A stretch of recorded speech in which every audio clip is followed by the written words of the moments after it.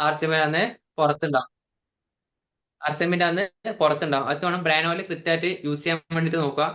പിന്നെ അപ്പൊ ചില ആൾക്കാർ പറയും സാർ എനിക്ക് അത്ര വെയിറ്റ് ഒന്നും എടുത്ത് പോകാൻ കഴിയില്ല, കൗണ്ടിന് കുറച്ച് വെയിറ്റ് ഉണ്ടല്ലോ, വെയിറ്റ് ഒന്നും എടുത്ത് പോകാൻ വേണ്ടി കഴിയില്ല എന്നൊക്കെ പറയും. അപ്പൊ അവർക്ക് പറയുന്ന ഒരു ഓപ്ഷനാണ്, നിങ്ങൾ നല്ലൊരു ഗെറ്റപ്പിന്റെ അകത്തേക്ക് എന്താ പറയാ, ഇന്ന് യങ്ങേഴ്സിന്റെ അടുത്ത് പറയുന്നതാണെങ്കിൽ സുരേഷ് സാറെ ഒരു നമ്മുടെ ലിപ് ബാം ഒക്കെ ഉണ്ട്, RCMന്റെ അകത്തേക്ക് ലിപ് ബാം കാര്യങ്ങളൊക്കെ ഉണ്ട്, അറിയാമെന്ന് തോന്നുന്നു. ആ,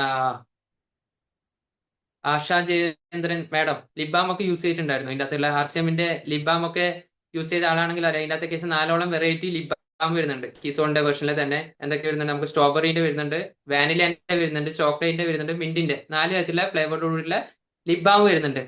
വെയിറ്റ് ഇല്ലാത്തൊരു കാര്യമാണ്, വെയിറ്റ് എടുത്ത് നടക്കാൻ വേണ്ടി പറ്റൂല എന്ന് പറയുന്ന ആൾക്കാർ ഒന്ന് ചിന്തിക്കേണ്ട കാര്യം, വെയിറ്റ് ഇല്ലാത്തൊരു കാര്യമാണ് ലിപ് ബാം എന്ന് പറയുന്നത്. ഒരു ദിവസം ഒരു ദിവസം നിങ്ങൾക്ക് ഒരു 10 എണ്ണം കൊടുക്കാൻ വേണ്ടി പറ്റുമോ ആശാ മാഡം? ഒരു ദിവസം ഒരു 10 എണ്ണം കൊടുക്കാൻ വേണ്ടി പറ്റും. ആടുന്ന് വേണമെങ്കിൽ ഒരു ലൈക്ക് അടിക്കുക കേട്ടോ. ഒരു ദിവസം 10 എണ്ണം കൊടുക്കാൻ വേണ്ടി പറ്റുമെങ്കിൽ നിങ്ങൾ 30 ദിവസം ഒരു ജോലിക്കായിട്ട് ഏറ്റെടുക്കുന്നതാണെങ്കിൽ അമൽ സാർ അമൽ സാർ പൈസ തരും കേട്ടോ. ഞാൻ പറഞ്ഞുതരാം. അമൽ സാർ നിങ്ങളെ കൃത്യമായിട്ട് ഫോളോ ചെയ്യുന്നതാണെങ്കിൽ പൈസ അമൽ സാർ തരും. അത് ഒരു ദിവസം 10 പീസ് സാധനം സെയിലാക്കുന്നതാണെങ്കിൽ 30 ദിവസം കൊണ്ട് 300 പീസ് സാധനം സെയിലാക്കാനാവും. പറ്റുമല്ലോ? എഫേർട്ട് വിടാം. 10 പീസ് ഒന്നും അതിൽ കൂടുതൽ സാധനം സെയിലാക്കാനാവും. 30 ദിവസം കൊണ്ട് 300 പീസ് സാധനം സെയിലാക്കാനാവും. ഏകദേശം 300 പീസാണ് സെയിലാക്കി അതിന്റെ MRP പ്രോഫിറ്റ് മുതലും അവിടെ കൊണ്ട് കൊടുക്കണം. അറിയോ? അമൽ സാറിന്റെ കയ്യിൽ കൊണ്ട് കൊടുക്കണം. അമൽ സാറ് ആ 30 ദിവസം കഴിയുന്ന സമയത്തേക്ക് നിങ്ങളുടെ കയ്യിലേക്ക് 54,000 രൂപ എടുത്തു തരും. 54,000 രൂപ അമൽ സാർ എടുത്തു തരും.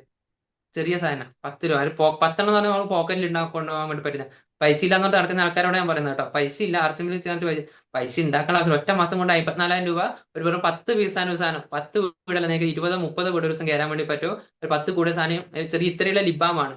അത് മാർക്കറ്റിനെക്കാട്ടും വിലക്കുറവിൽ അതിനേക്കാൾ ക്വാളിറ്റിയുള്ള സാധനങ്ങൾ വെക്കുന്നതിൽ കൂടെ ഒരു ദിവസം 10 എണ്ണം വിറ്റ് കഴിഞ്ഞാൽ 30 ദിവസം കൊണ്ട് 300 പീസ് സാധനം സെയിലാക്കാനാവും. 54,000 രൂപ MRP പ്രോഫിറ്റ് കിട്ടും. അത് അമൽസാർ എടുത്ത് കഴിഞ്ഞൊന്നല്ല, അമൽസാർ പഠിക്കേണ്ട, അമൽസാറിന്റെ കയ്യിൽ നിന്ന് കൊടുക്കുന്നൊന്നല്ല. ഒന്ന് വിറ്റ് കഴിഞ്ഞാൽ 180 രൂപ എടുത്താലും ഓൾറെഡി പ്രോഫിറ്റ് ഉണ്ട് ഒരു ലിബാമിന്റെ ഇതിനകത്തേക്ക്. 279 രൂപ MRP, 95 രൂപ കഴിഞ്ഞ് തോന്നുന്നു നിങ്ങൾക്ക് കിട്ടുന്നത്. അപ്പോൾ അത്രമാത്രം പ്രോഫിറ്റ് ഉള്ള സാധനങ്ങളുണ്ട്. പക്ഷെ നമ്മൾ വിൽക്കാൻ തയ്യാറല്ല. സെയിൽസ് ചെയ്യുന്നത് എന്തിനാ? സെയിൽസ് എന്ന് പറയുന്നത് ഞാൻ പറയും, സെയിൽസ് എനിക്ക് ഇഷ്ടമാട്ടോ സെയിൽസ് ചെയ്യാൻ. പെട്ടെന്ന് പൈസ ഇല്ലെങ്കിൽ ഞാൻ സെയിൽസ് ചെയ്യും. പെട്ടെന്ന് എന്റെ കയ്യിലേക്ക് പൈസ വരണമെന്നുണ്ടെങ്കിൽ ഞാൻ സെയിൽസ് ചെയ്യാറുണ്ട്. സെയിൽസ് ചെയ്യാൻ ഇമ്മീഡിയറ്റ്ലി കയ്യിലേക്ക് സ്പോട്ടിൽ സഡൻ ക്യാഷ് കിട്ടും. കാരണം അത് പഠിച്ചു കഴിഞ്ഞാൽ സുഖം. നമുക്ക് ഏത് ദിവസം പൈസ ഇല്ലാന്ന് തോന്നുന്ന സമയത്ത് സാധനങ്ങൾ എടുത്ത് ഇറങ്ങി കഴിഞ്ഞിട്ടുണ്ടെങ്കിൽ ഏത് വീട്ടിലും കയറാം. കാരണം നമുക്ക് നമ്മുടെ പ്രൊഡക്റ്റിനെ പറ്റിയിട്ട് പഠിച്ചാൽ മതി. മറ്റുള്ള ആൾക്കാരെ പറ്റിയിട്ടോ മറ്റുള്ള ഇതിനെ പറ്റിയിട്ടോ അറിയണ്ട. നമുക്ക് നമ്മുടെ പ്രൊഡക്റ്റിനെ പറ്റി കൃത്യമായിട്ട് പറഞ്ഞു കൊടുക്കാൻ വേണ്ടി പറ്റുന്നുണ്ടെങ്കിൽ അത് ക്വാളിറ്റി കൂട്ടി പറയണം. ഷോപ്പറിൽ എടുത്ത് പോയി വീട്ടിന്റെ മുറ്റത്ത് അല്ലെങ്കിൽ അറിയത്ത് കുത്തി ഇരുന്നിട്ട് പറയുന്നതല്ല RCM ബിസിനസ്. അങ്ങനെ ചെയ്യുന്ന ആൾക്കാരുണ്ട്. നിങ്ങളത് പ്രൊഫഷണൽ രീതിയിലേക്ക് RCM എന്നല്ല, ചെറിയ ബിസിനസ് അല്ല. ഞാൻ കമ്പനി ശേഷം 3 പ്രാവശ്യം വിസിറ്റ് ചെയ്തു. അമൽ സാറും എല്ലാം വിസിറ്റ് ചെയ്തിട്ടുള്ള കാര്യമാണ്. കമ്പനി ശേഷം 3 പ്രാവശ്യം, 2-3 പ്രാവശ്യം വിസിറ്റ് ചെയ്തിട്ടുണ്ട്. പക്ഷെ എന്താ പറയാ, വിസിറ്റ് ചെയ്ത സമയത്തേക്ക് ഞാൻ പോലും അതിശയപ്പെട്ടു.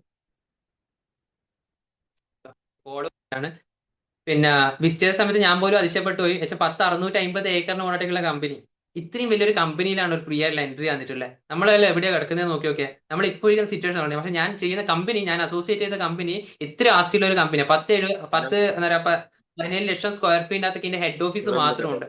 ഇത്രയും സ്ക്വയർ ഫീറ്റുള്ള കമ്പനിയിൽ 10-12,000-ലധികം പ്രൊഡക്റ്റ് നിർമ്മിക്കുന്ന ഒരു കമ്പനിയെ പറ്റി നിങ്ങൾക്ക് പറഞ്ഞു തരാൻ വേണ്ടി പറ്റുമോ? 10-12,000-ലധികം പ്രൊഡക്റ്റുകൾ നിർമ്മിക്കുന്ന, മാനുഫാക്ചറിങ് ചെയ്യുന്ന ഒരു കമ്പനീനെ ഒന്ന് ചൂണ്ടിക്കാണിച്ചു തരാൻ വേണ്ടി പറ്റും? പറ്റില്ല അല്ലെ? എന്നിട്ട് ഇത്രയും നല്ല കമ്പനിയിലും പറ്റിയിട്ട് നമ്മള് RCMനെയും കുറ്റം പറഞ്ഞിട്ട് പോകുന്ന കുറെ ആൾക്കാരുണ്ട്. ഞാൻ പറയാം, പഠിക്കാത്തതുകൊണ്ടാണ്, RCMനെ പറ്റി അറിയാത്തതുകൊണ്ടാണ്. ഇത് പഠിച്ച ഒരാൾക്കാര് ഒരു കാരണവശാലും RCM വിട്ടു പോകില്ല. അതായത് ഇന്ന് RCM വിട്ടു പോകുന്നുണ്ടെങ്കിൽ തന്നെ ഞാൻ പറയാം, വ്യക്തികളെ തമ്മിലെ വിട്ടു പോകുന്നത്. RCM വിട്ടിട്ട് ആരും പോകുന്നില്ല. RCM വേണ്ടാത്തതായിട്ട് ആരുമില്ല. വ്യക്തികളെ തമ്മിൽ വിട്ടിട്ട് പോകുന്നു. നിരന്തരം വരുന്ന അമൽ സാറ് ഇപ്പൊ എന്താ പറയാ, നിരന്തരം എന്താ പറയാ, അമൽ സാർ ഇപ്പം സൂരജ് സാറിനെ നിരന്തരം കോൾ ചെയ്യുന്നുണ്ട്, ബിസിനസ് ചെയ്യാൻ വേണ്ടിയിട്ട് പറയാറുണ്ട്. കാരണം അമൽ സാറിന് കിട്ടുന്നതുകൊണ്ടാണ് സൂരജ് സാറിനോട് നിർബന്ധിക്കുന്നുണ്ടാവുക. പക്ഷേങ്കിൽ നിരന്തരം പറഞ്ഞു കൊടുക്കുമ്പോൾ അമൽ സാറിനോട് വെറുപ്പായിരിക്കും. ഇല്ല കാര്യം. കാരണം സ്വന്തം അപ്ലൈഡറിന് വലിയ വെറുപ്പായിരിക്കും. കാരണം അവരെപ്പം നിർബന്ധം, അവരെ 24 മണിക്കൂർ നമുക്ക് വേണ്ടിയിട്ട് ഫോളോ ചെയ്യാറുണ്ട്, വിളിക്കാറുണ്ട്. പക്ഷേങ്കിൽ അവരെ നമ്മൾ കുറച്ച് കഴിയുമ്പോൾ കണ്ണെടുത്താൽ കണ്ടുകൂടാത്ത രീതിയിലേക്ക് അവരുമായിട്ട് ദേഷ്യമായിരിക്കും. സ്വന്തം അപ്ലൈഡേഴ്സിനോട് ദേഷ്യമായിരിക്കും. അത് വല്ലപ്പോഴും വരുന്ന, ഇപ്പൊ മാഡം മറ്റൊരു സാറാണെങ്കിൽ അമൽ സാറിന്റെ മോഡോടെക്കിലായതും അപ്ലൈ ലീഡർ വല്ലപ്പോഴോ വരത്തുള്ളൂ. വല്ലപ്പോഴും മറ്റു മീറ്റിംഗ് ഉണ്ടെങ്കിൽ അവരെ നമുക്ക് വലിയൊരു കാര്യമായിരിക്കും.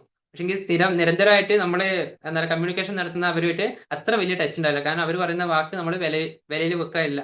കാരണം അവര് നിങ്ങളെ വളർച്ചയ്ക്ക് വേണ്ടിയിട്ടാണ് പറയുന്നത് എന്നുള്ള മനസ്സിലാക്കുക. ആറ്റിറ്റ്യൂഡ് ഓഫ് ഗ്രാറ്റിറ്റ്യൂഡ് എന്നൊക്കെ പറയാം.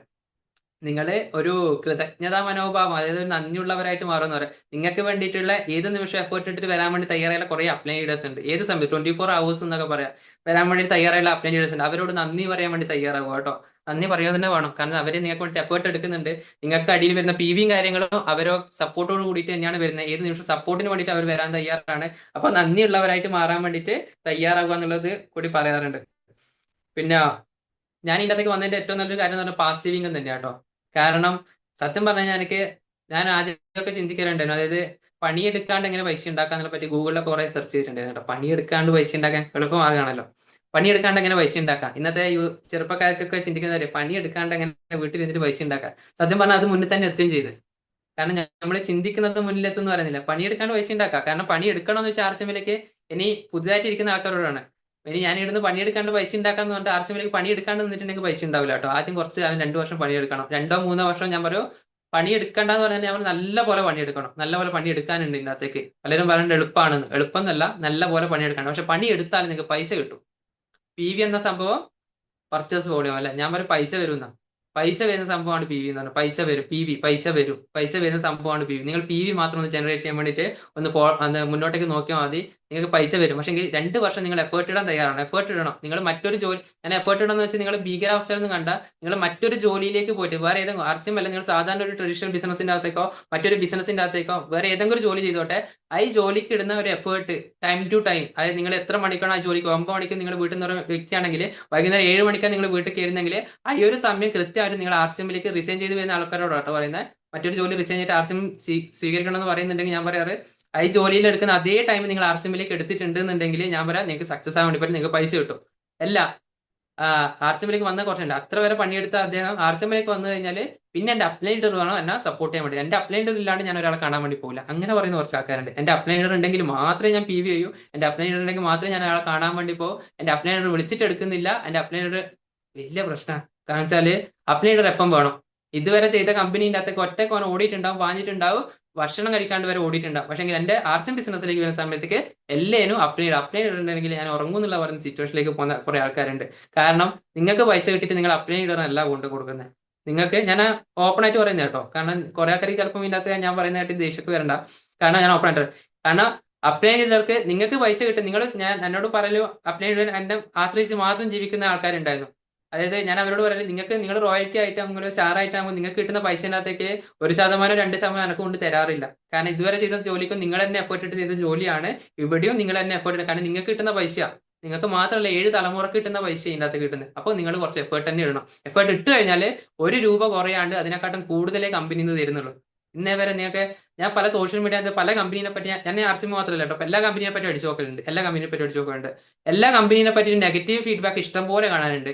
പക്ഷെ ആർസിഎമ്മിനെ പറ്റിയിട്ട് ഒരു നെഗറ്റീവ് ഫീഡ്ബാക്ക് കാണിക്കാനില്ല. അതുകൊണ്ട് തന്നെ ഏറ്റവും പ്രൗഡായിട്ട് എനിക്ക് പറയാൻ വേണ്ടി പറ്റും, ആർസിഎമ്മിൽ ചേർന്ന ആൾക്കാർക്ക് വ്യക്തികൾ തമ്മിലുള്ള ബന്ധം എന്താ പറയുക, പരസ്പര കമ്മ്യൂണിക്കേഷൻ അല്ലെങ്കിൽ അവിടെ വന്ന പ്രശ്നങ്ങളല്ലാണ്ട് ആർസിഎമ്മിനെ പറ്റിയിട്ട് ആർക്കെങ്കിലും എന്തെങ്കിലും ഒരു കുറ്റം പറയാനുണ്ടോ? ആർസിഎം ചെയ്തിട്ട് വരുമാനം കിട്ടിയിട്ടില്ല എന്ന് പറയുന്ന ആൾക്കാരുടെ എന്റെ മുന്നിൽ കാണിച്ചാൽ ഞാൻ അവർക്ക് പൈസ കൊടുക്കാൻ ഞാൻ പറയും.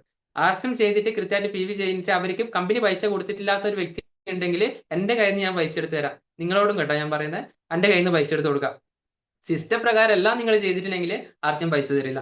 സിസ്റ്റം ഉണ്ട്, കമ്പനിക്ക് നല്ലൊരു സിസ്റ്റം ഉണ്ട്. വിഷനുള്ള ഒരു കമ്പനിയാന്നൊക്കെ പറയാൻ വേണ്ടി പറ്റും. 10 മണിക്ക് ക്ലോസ് ചെയ്യാൻ വേണ്ടിയിട്ട് സാർ പറഞ്ഞിട്ടുണ്ടായിരുന്നു. അപ്പോൾ എന്താ പറയുക, വിഷനുള്ള ഒരു കമ്പനിയാന്നൊക്കെ പറഞ്ഞിട്ടുണ്ട്. അപ്പൊ എന്താ പറയുക, അത്രയും നല്ലൊരു വിഷനുള്ള ഒരു കമ്പനിയിലേക്ക് നമ്മൾ അസോസിയേറ്റ് ഉള്ളത്. അപ്പൊ അത് മാക്സിമം അത് ഉപയോഗപ്പെടുത്തുക. കാരണം ഇത്രയും ഫ്രീ ആയിട്ടുള്ള ഒരു എൻട്രി കിട്ടിയിട്ടുണ്ടെങ്കിൽ ഞാൻ പറയും നാളെ ഒരു കാലഘട്ടത്തിന്റെ അകത്തേക്ക് നിങ്ങൾക്ക് ഫ്രീ ആയിട്ടൊന്നും എൻട്രി കിട്ടൂല കേട്ടോ. മിനിമം 5000 10,000 20,000 രൂപയൊക്കെ ക്യാഷ് കൊടുത്തു കഴിഞ്ഞാൽ മാത്രമേ, ഇൻവെസ്റ്റ്മെന്റ് ചെയ്താൽ മാത്രമേ ഇത്തരത്തിലൊരു കമ്പനിയിലൊക്കെ എൻട്രി കിട്ടും. അപ്പൊ നിങ്ങൾക്ക് ഇന്ന് കിട്ടിയ വെറുതെയുള്ള ഐഡിയ ഉണ്ടല്ലോ, നിങ്ങൾ വെറുതെ ഇതാക്കണ്ട. അത് അതിന്റെ എല്ലാം കുറച്ച് കഴിയുന്ന സമയത്തേക്കാണ് അതിന്റെ ഒരു അവസരങ്ങൾ വരാൻ വേണ്ടി പോകുന്നത്. ആ സമയത്ത് മനസ്സിലാക്കോ, അന്ന് ഇത്ര പൈസ കിട്ടിയല്ല. അന്ന് 1000 രൂപ ഐഡിയ ഉണ്ടായിരുന്നു ആ സമയത്തൊക്കെ. ഇന്ന് 2000 രൂപയായി. ഇനി 2000 രൂപക്ക് 5000-നും 10,000-നും കിട്ടൂല. ലക്ഷങ്ങൾ ഇൻവെസ്റ്റ്മെന്റ് ചെയ്താലേ ഈ ഇത്തരത്തിലൊരു കമ്പനിയിലൊക്കെ അസോസിയേറ്റ് ചെയ്യാൻ വേണ്ടി പറ്റും, ഇതിലൊക്കെ വർക്ക് ചെയ്യാൻ വേണ്ടി പറ്റും. അതിന് കുറെ ക്വാളിഫിക്കേഷൻ ഒക്കെ വരും ഇനി കുറച്ച് ചെയ്യുമ്പോൾ.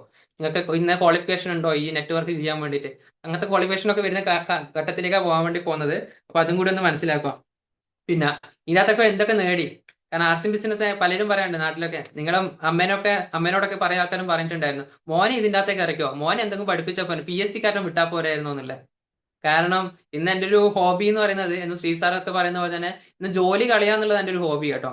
ജോലി എന്ന് പറയുന്നത് ജസ്റ്റ് ഒബേ ദ ബോസ് എന്നാണെങ്കിൽ, അതായത് ഒരു ബോസിന് കീഴിൽ പണിയെടുക്കലാണെങ്കിൽ ഒരു ജോലി കളയാന്നുള്ളത് ഒരു ഹോബി ആയിട്ട് മാറി. അതുകൊണ്ട് എന്ത് ചെയ്തു, ഇന്നൊരു 3ഓളം ടീച്ചേഴ്സിന്റെ ജോലി കളഞ്ഞിട്ട് ഇന്ന് ഫുൾ ടൈം ആയിട്ട് ആർസിഎം ബിസിനസ്സിലേക്ക് ഏറ്റെടുത്തു.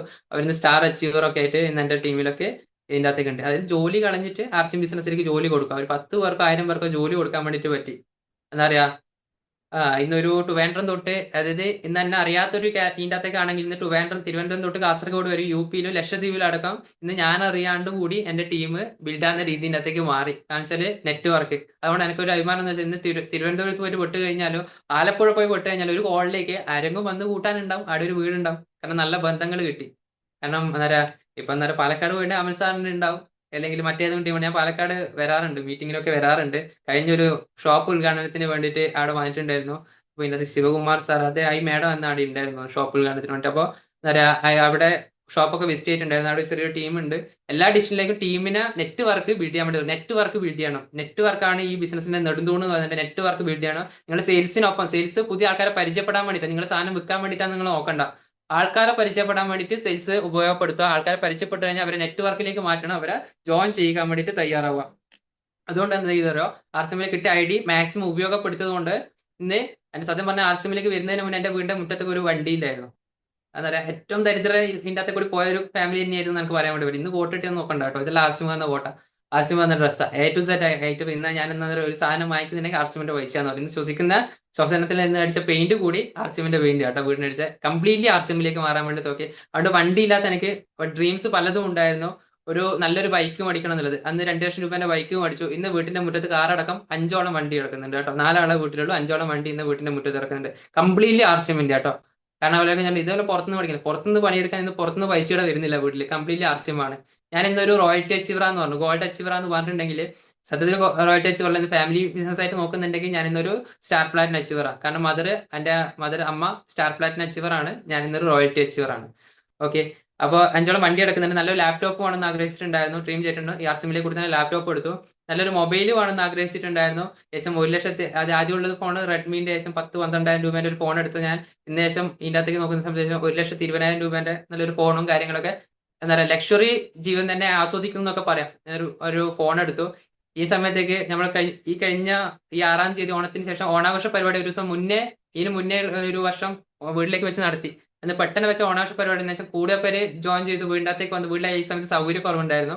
അപ്പൊ ഈ സമയത്തേക്ക് ഓണപരിപാടി ഇടുന്ന തകർത്ത് മടിച്ചിട്ട് എന്താ പറയുക പോയി, നല്ല എൻജോയ് ചെയ്തിട്ട് പോയി. പക്ഷെ ഈ പ്രാവശ്യത്തെ ഓണാഘോഷ പരിപാടി ഞാൻ ഈ സമയത്ത് ഒരു വീഡിയോ ഇട്ടിട്ടുണ്ടായിരുന്നു. അതായത് ഇതുവരെ സ്കൂളിലേക്ക് ഒരു പരിപാടിക്കും, ഇതിനപ്പോ ചില ആൾക്കാർ പറയുന്ന ഒരു ഇതുണ്ട് കേട്ടോ, അതും കൂടി കേൾക്കണം. കഴിവ് വേണ്ടേ വർത്താനം പറയാൻ വേണ്ടി? കഴിവ് വേണ്ട. എനിക്ക് വർത്താനം പറയാനൊന്നും അറിയില്ല സാർ, ഇനി അത് അങ്ങനെയുള്ളതൊക്കെ ഈ ബിസിനസ് വിളിച്ചേക്കാണ്. ഒരു വർത്താനം പറയാത്ത ആളായിരുന്നു ഞാൻ. അതായത് സ്കൂളിൽ പഠിക്കുന്ന സമയത്ത് ഒരു ആക്ടിവിറ്റീസിന്, ഒരു മത്സരത്തിന് പങ്കെടുക്കാണ്ട് നിന്ന ഞാൻ ഈ കഴിഞ്ഞ ഓണാഘോഷ പരിപാടിക്കായി സ്കൂൾ തന്നെ ഒരു പരിപാടിക്ക് വേണ്ടിയിട്ട് അന്നേരം HM-നോട് ചോദിച്ചിട്ട്, പ്രിൻസിപ്പാളോട് ചോദിച്ചിട്ട് എഴുതി മേടിച്ചിട്ട് നമ്മൾ ഓണാഘോഷ പരിപാടി ഏകദേശം 200-ലധികം ആൾക്കാരെ വെച്ചിട്ട്, ടീമിൽ വർക്ക് ചെയ്യുന്ന 200-ലധികം ആൾക്കാരെ വെച്ചിട്ട് ഞാൻ ഓണാഘോഷ പരിപാടി 6-ാം തീയതി നടത്തി. കാരണം മാറ്റം കൊണ്ടുവരാൻ വേണ്ടി. അപ്പോൾ അതിന് വേണ്ടിയിട്ട് എന്നോട് ചോദിച്ചു സ്പീക്കറൊക്കെ എടുക്കണം. ഞാൻ പറഞ്ഞു സ്പീക്കർ എടുക്കണ്ട, സ്പീക്കർ ഞാൻ തന്നെ വാങ്ങിച്ചോളാം എന്റെ പ്രോഗ്രാമിനോട്. ഏകദേശം 25,000 രൂപ കൊടുത്തിട്ട് ആ സമയത്തേക്ക് നമ്മളൊരു വലിയൊരു പാർട്ടി സ്പീക്കർ തന്നെ വാങ്ങിച്ചു. ആ പ്രോഗ്രാമിന് വേണ്ടിയിട്ട് നമ്മൾ ആർസിഎമ്മിന്റെ ബാക്കിയുള്ള പരിപാടിക്ക് വേണ്ടിയിട്ട് എല്ലാം ആഗ്രഹിച്ചത് കൃത്യമായിട്ട് നേടിയെടുക്കാൻ വേണ്ടി പറ്റുന്ന ഏറ്റവും ബിഗ്ഗസ്റ്റ് പ്ലാറ്റ്ഫോമാണ് ആർസിഎം ബിസിനസ് എന്ന് പറയുന്നത്. അപ്പൊ അത് മനസ്സിലാക്കുക. മറ്റുള്ളവർക്ക് വേണ്ടി ജീവിക്കേണ്ട, നിങ്ങൾ മറ്റുള്ളവർക്ക് വേണ്ടി ജീവിക്കേണ്ട. മറ്റുള്ളവർക്ക് വേണ്ടി ജീവിക്കുമ്പോഴാണ് നമ്മൾ എന്താ പറയുക, മറ്റുള്ളവർക്ക് ജീവിക്കേണ്ടതെന്ന് പറയുമ്പോൾ വെറുതെ നമ്മുടെ ടൈം വേസ്റ്റ് ചെയ്യേണ്ട. ആർസിഎമ്മിലേക്ക് ഇഷ്ടംപോലെ നിങ്ങൾ ഇഷ്ടപ്പെടുന്ന ആൾക്കാർ വരാൻ വേണ്ടിയിട്ടുണ്ട്. ഇന്ന് ന്യൂട്രീഷൻ കൗൺസിലർ എന്ന് പറഞ്ഞു പല സ്ഥലങ്ങളിലും ബോഡി സ്കാൻ ചെയ്തു, സപ്ലിമെന്റ് എഴുതി കൊടുത്ത് പലതരത്തിൽ ആരോഗ്യ പ്രശ്നങ്ങൾ മാറിയിട്ട് ഇന്ന് ഡോക്ടറെ എന്ന് പറഞ്ഞാൽ കേട്ടോ ബോർഡ് വരാറ്. ഡോക്ടർ അല്ല, ഇനി അതിനെതിരെ കേസ് വരാൻ നിൽക്കണ്ട. ഡോക്ടർ അല്ല, ഞാനൊരു ന്യൂട്രീഷൻ കൗൺസിലർ ആണ്. ഇഷ്ടംപോലെ റിസൾട്ട്. ഞാൻ അതുകൊണ്ട് ഗ്യാരണ്ടി, പലപ്പോഴും ലീഡേഴ്സ് പറയാണ്ട് ഗ്യാരണ്ടി പറഞ്ഞിട്ട് സപ്ലിമെന്റ് കൊടുക്കേണ്ട എന്നുള്ളത്. ഞാൻ ഗ്യാരണ്ടി പറഞ്ഞിട്ടാണ് കൊടുക്കല്. നിങ്ങൾ കൃത്യമായിട്ട് കഴിക്കാൻ വേണ്ടി തയ്യാറാണെങ്കിൽ റിസൾട്ട് 100% ഉണ്ടാവും പറഞ്ഞിട്ട് ഞാൻ കൊടുക്കല്. അതേപോലെ തന്നെ റിസൾട്ട് ഉണ്ട്. കാരണം നമ്മൾ പറയുന്ന വാക്കുകൾക്ക് ഒരു പോസിറ്റീവ് വേണം. ഞാൻ ഇന്ന് എന്റെ കമ്പനീനെ പറഞ്ഞാൽ നെഞ്ചത്തായിട്ട് പറയുന്നത് കേട്ടോ. നെഞ്ചത്ത് വെച്ചിട്ട് പറയുന്നതാണ് ഈ കമ്പനീന്റെ കോൺഫിഡൻസ് എന്ന് പറയുന്നത്. ഈ കമ്പനി നിങ്ങൾ ചെയ്തോ വിജയിക്കാൻ വേണ്ടി പറ്റും എന്നുള്ളത്. അതുകൊണ്ട് എന്താ അറിയോ, ഇന്നലെ രാത്രി ഞാൻ വീട്ടിലേക്ക് എത്താൻ ശേഷം 11:30 അടുത്തായി. വർക്ക് കഴിഞ്ഞിട്ട് വരുന്ന സമയത്ത് ഒരു മീറ്റിംഗ് ബോഡി സ്കാൻ ചെയ്ത്, പിന്നെ ആൾക്കാർ നിൽക്കുന്നില്ല. അപ്പുറത്തും ഇപ്പുറത്തൊക്കെ ആൾക്കാർ വന്ന് വേണ്ടെന്ന് പറഞ്ഞ ബോഡി സ്കാനിങ്ങിൽ പിന്നെ നിറച്ച ആൾക്കാരാ. 11:30 വരെ അവിടെ നിന്ന് വിടാൻ വേണ്ടിയിട്ട് 10:45, വീട്ടിലെത്താൻ വേണ്ടിയിട്ട് 11:30. അതുവരെ സ്കാനിങ്ങാ. ആ സമയത്തൊക്കെ ഒരാൾ സ്ട്രോക്ക് വന്നിട്ട് കടന്നു പോയ ഒരാളുണ്ടായിരുന്നു. അദ്ദേഹത്തിന് നമ്മൾ വെറുതെ പുറത്തൊക്കെ തട്ടി കാര്യങ്ങളൊക്കെ സംസാരിച്ച് സപ്ലിമെന്റ് ഒക്കെ കൊടുത്തു. ആ സമയത്ത് ഒരു അനാർദ്ദന കൂടി ആറ്റം വായിലേക്ക് ഇട്ട് കൊടുത്തു. നമ്മള് സാറേ നിങ്ങൾ ഉഷാറാണോ എന്താ പറയുക, ഐസോട് എണീച്ച് ഇരിക്കലുണ്ട്, അത്യാവശ്യം പിടിച്ച് നിൽക്കലുണ്ട് എന്ന് പറഞ്ഞ അദ്ദേഹം സംസാരത്തിൽ വന്നു. അദ്ദേഹത്തിനോട് ഭയങ്കരമായിട്ട് ഞാൻ പോസിറ്റീവായിട്ട് നല്ല രീതിയിലേക്ക് സംസാരിച്ചു. കാരണം നമ്മൾ പുറത്തിരുന്നിട്ട് അദ്ദേഹത്തിന്റെ മകളെ ബോഡി സ്കാൻ ചെയ്യുന്ന സമയത്ത് അദ്ദേഹം ഈ വാക്കർ പിടിച്ചിട്ട് നടക്കുന്ന അദ്ദേഹം അന്ന് വാക്കർ മെല്ലിനെ തട്ടി മാറ്റിയിട്ട് അങ്ങോട്ടേക്ക് സ്വന്തമായിട്ട് ടോയ്ലറ്റിലേക്ക് പോയി.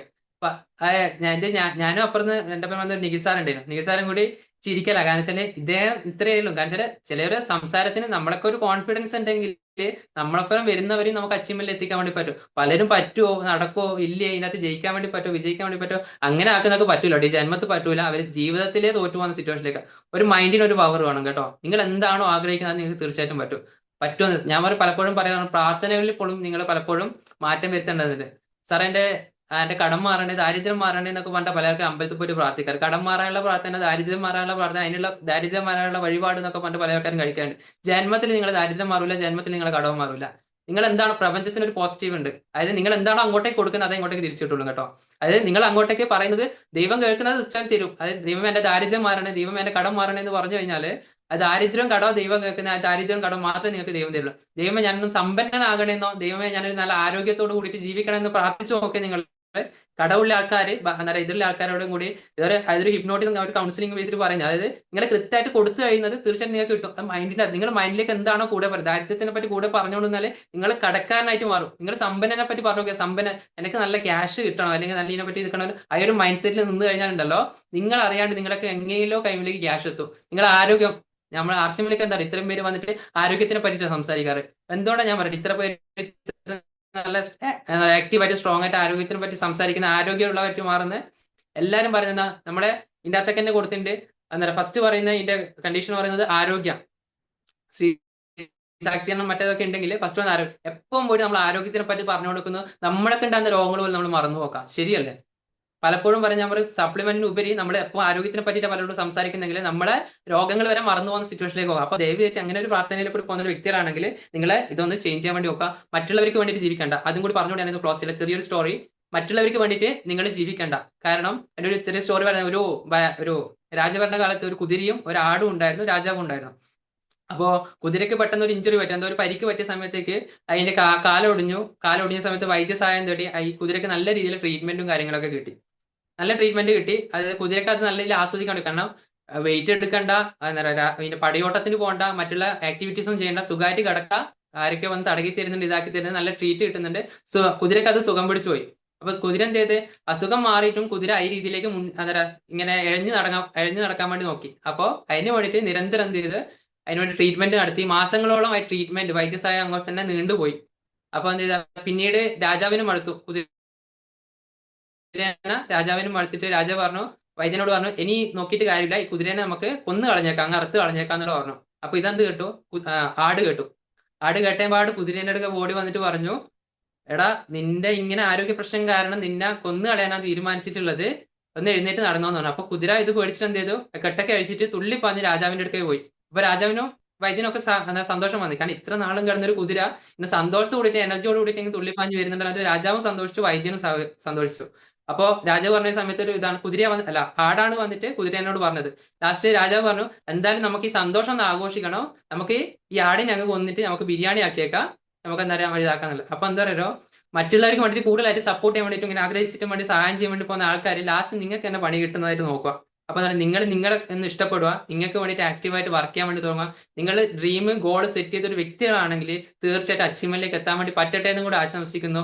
Thank you so much for your valuable time. Okay, thank U.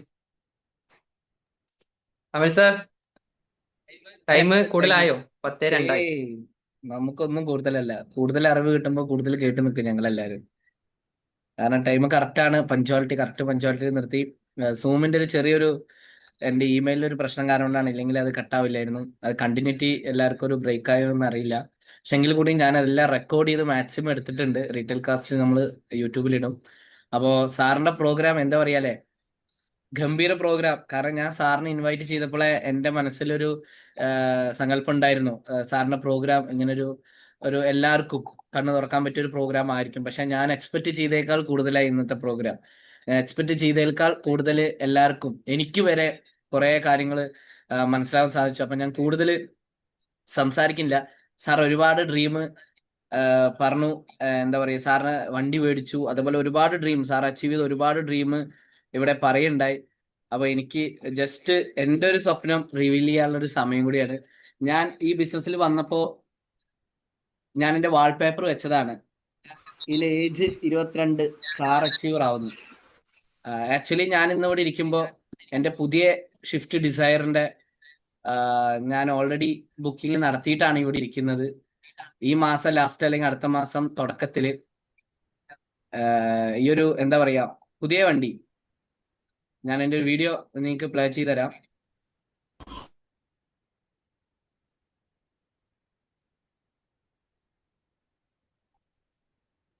Okay, game, start.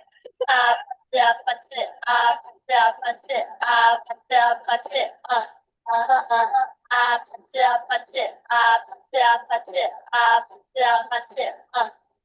up, Defect.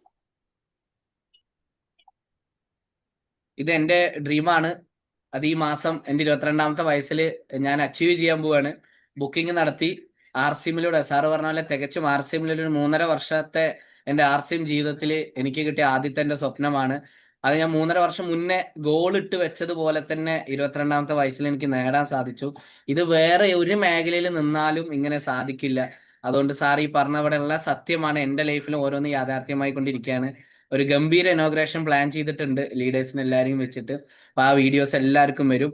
ആർസ്യം ചെയ്ത എന്ത് കിട്ടും എന്ന് ചോദിക്കുന്നവർക്ക് നിങ്ങൾക്ക് ആകാശ് സാറിന്റെ സ്റ്റോറി പറയാം. അദ്ദേഹത്തിന്റെ ഇൻസ്റ്റാഗ്രാം അപ്ഡേറ്റ് ചെയ്യുകയാണെങ്കിൽ നിങ്ങൾക്ക് ഒരുപാട് അദ്ദേഹം അച്ചീവ് ചെയ്ത ഓരോ വീഡിയോസും ഫോട്ടോസ് അതിൽ അപ്ലോഡ് ചെയ്തിട്ടുണ്ട്. ഇനി എന്റെ വീഡിയോ ഇറങ്ങുന്നുണ്ട്, അതിലും നിങ്ങൾക്ക് കാണിച്ചു കൊടുക്കാം. നിങ്ങൾക്ക് അഭിമാനത്തോടെ പറയാം, നിങ്ങൾ നിൽക്കുന്ന പ്രസ്ഥാനത്തിൽ ഒരുപാട് പേര് ഒന്നുമില്ലാതെ വന്ന് എല്ലാം നേടിയെടുത്ത ഒരു പ്രസ്ഥാനത്തിലാണ് നിൽക്കുന്ന. അദ്ദേഹത്തിന്റെ ഇന്നത്തെ പ്രോഗ്രാം വളരെ ഗംഭീരാണ്. അത് ഒരുപാട് മാറ്റങ്ങൾ ഒരുപാട് ആളുകൾക്ക് വരുത്തിയെങ്കിൽ കൂടി ഞാൻ കൂടുതൽ അഭിപ്രായം പറയാനായിട്ടും ഇത് ഒരു ഹോസ്റ്റ്, ഇന്നത്തെ ഹോസ്റ്റ് ഞാൻ മുബഷീർ സാറിനെ ഏൽപ്പിക്കുന്നു. Sir please.